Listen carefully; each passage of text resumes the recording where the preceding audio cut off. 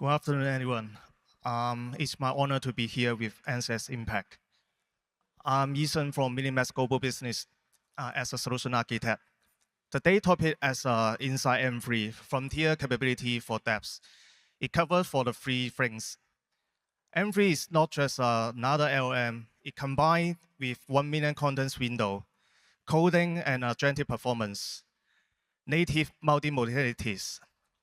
And MSA sparse-attention is our inference instructor I will be introduced to you. And agentic and the production AI will be incoming.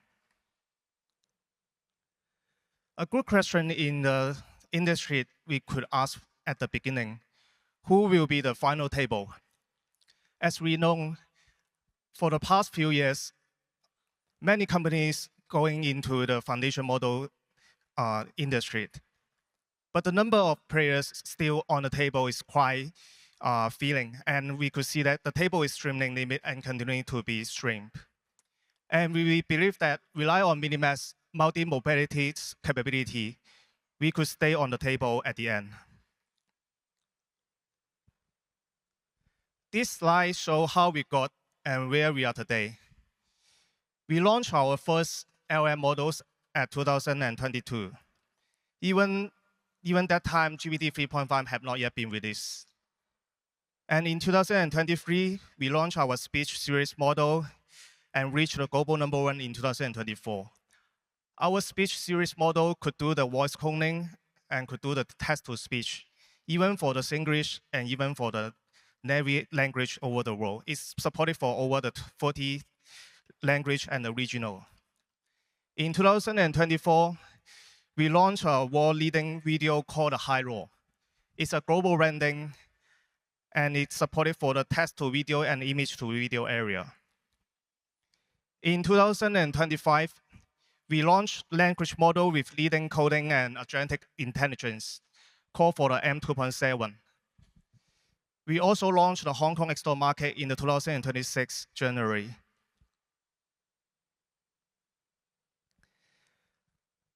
This roadmap shows how we do the innovation for our different multimodalities. First of all, as mentioned, we launched for the large language model even before the 2022. It is a conversion AI as for the some entertainment. And in the 2025, we launched our reasoning model called the M1. And at the latest, we launched the M3 as the June of the 2026. For the video generation model, we are going to launch with the High-Raw 3 at this month. And for the audio models, we are using for some such use case for the voice agent and such case for some customer service. We call for the speech series. And we also have our own music generation model. Besides that, we have our own two consumer product release from the day one. Not only with the toolkit in the entertainment industry, but also with some productivity, such like the MiniMax agent, such like the MiniMax audio. It is good for multimodalities, and it is good for content generation also. In this slide, we could show that how M3 becomes a frontier level performance. A few indicators benchmark you could refer in here. Such like the Switch Pro, we reached the indicator as the 39.0. And for the switch efficiency, we reached for the 34.80 in here. And you could see for our large language model, we are on par of the top tier of the closed model already. And this slide shows M3 model as a #1 open source large language model and in artificial intelligence index. And even we compare with the M3 for our previously M2.7, you could see the indicators have a reach quite significant in here. And this benchmark shows the vertical industries such like the law, such like the finance, such like the healthcare and agent codings in here. In enterprises use case, they are not only concerned for the best qualities of the models, but they are also concerned for the efficiency, cost, latency, and the risk control, and even for the self-hosting.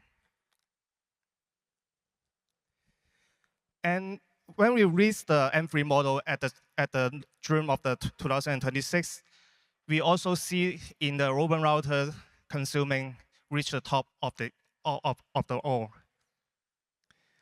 And we are going to launch another slide version maybe in a few weeks later. And this slide, I want to introduce how we reach such kind of the capability. This is called for MSA, MiniMax sparse-attention. In the left side, you could see the index bench. It is look for some particularly contents blocks in here.